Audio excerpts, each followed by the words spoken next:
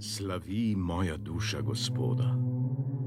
Gospod, moj Bog, zelo si velik. Veličastvo in sijaj si oblekel. Ogrinjaš se svetlobo, kakor s plaščem. Razpenjaš nebo, kakor šotor. Zemljo si postavil na njene temelje, da se na vekov veke ne bo majala.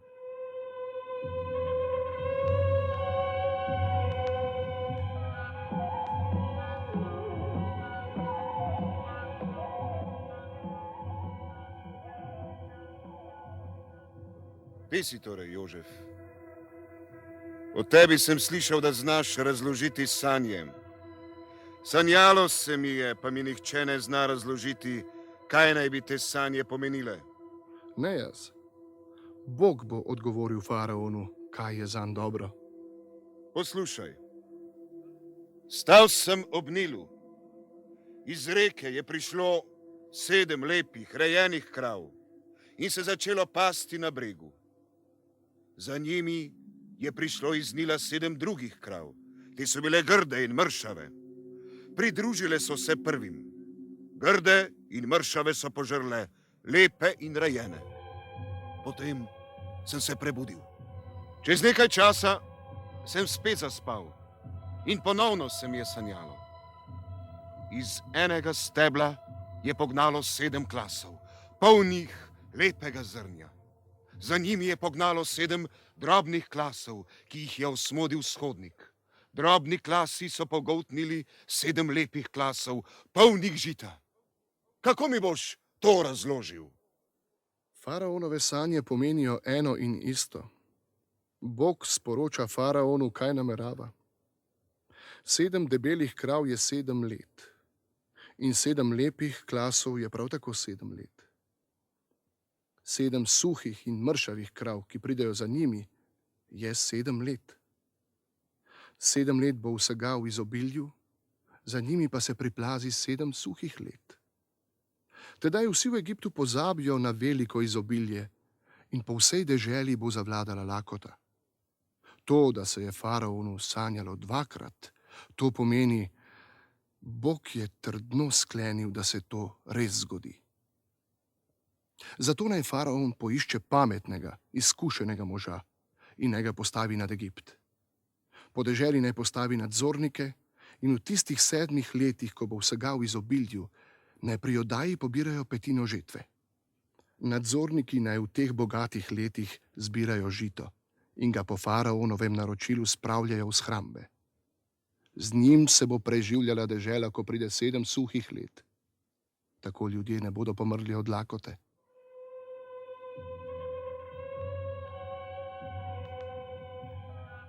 Kje bomo našli takega moža, kakor je ta tu, v katerem prebiva Božji duh? Jožef, v tebi prebiva Božji duh. Zato ga ni na vsem svetu, ki bi bil tako pameten in razsoden, kakor si ti.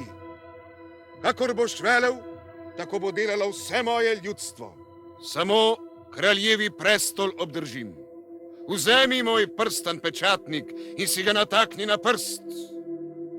Takoj ga razkošno oblecite in mu nadenite okoli vratu zlato verižico. Jožefu prepuščam svoj drugi voz. S tem te postavljam nad ves Egipt.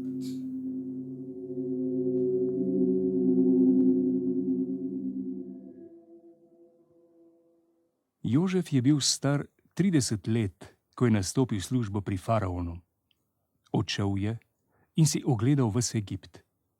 Zemlja je v obilnih 7 letih bogato obrodila. Jožef je dal v 7 letih zbrati v Egiptu ves živež in ga spraviti v mestih. Tako je zbral v shrambah toliko žita, da ga je bilo kakor peska ob morju. V Egiptu se je končalo 7 let preobilja in začelo se je 7 let pomankanja. Lakota je pritisnila tudi po drugih deželah. V Egiptu pa so imeli polne kašče žita. Ljudstvo je vpilo k faraonu, naj mu da kruha. Pojdite k Jožefu. Storite, kar vam bo naročil. Tedaj je Jožef odprl kašče in Egipčanom prodajal žito. lakota pa je vedno huje pritiskala. Tudi ljudje iz drugih dežel so prihajali v Egipt, da bi pri Jožefu kupovali žito. Ko je Jakob zvedel, da v Egiptu prodajajo žito, je poklical sinove. Slišal sem, da je v Egiptu žito na prodaj. Pojdite tja in ga nakupite za nas, da ostanemo živi in nam ne bo treba umreti.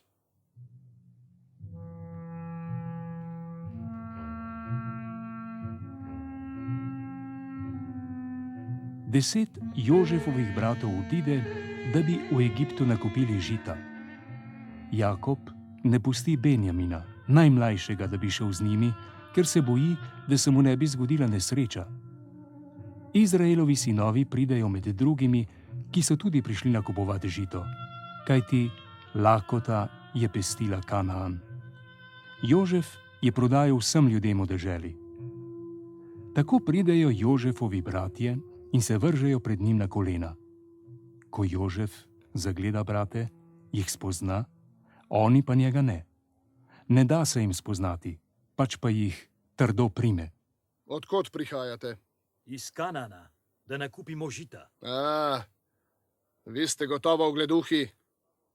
Prišli ste, da bi si ogledali, kje bi najlažje vdrli v deželo. Ne, gospod, tvoji hlapci res prihajajo nakupovati žito.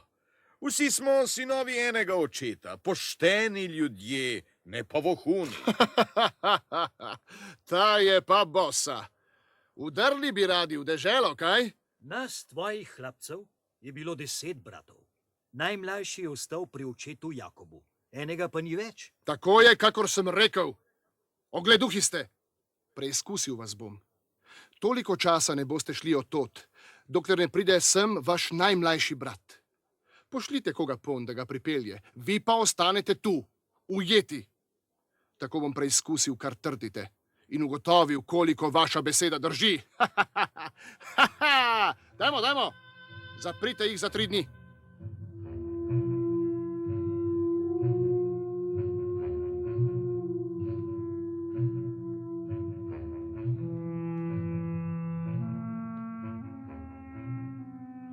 Če hočete ostati živi, storite tako.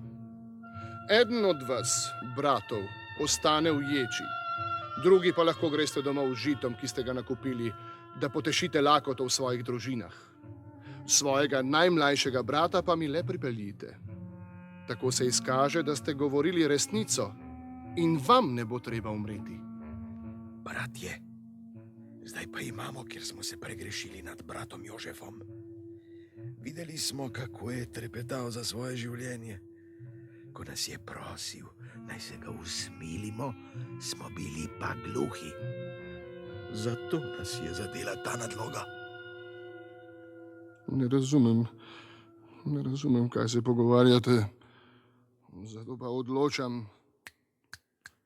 Zvežite Simeona in ga vrzite v ječo.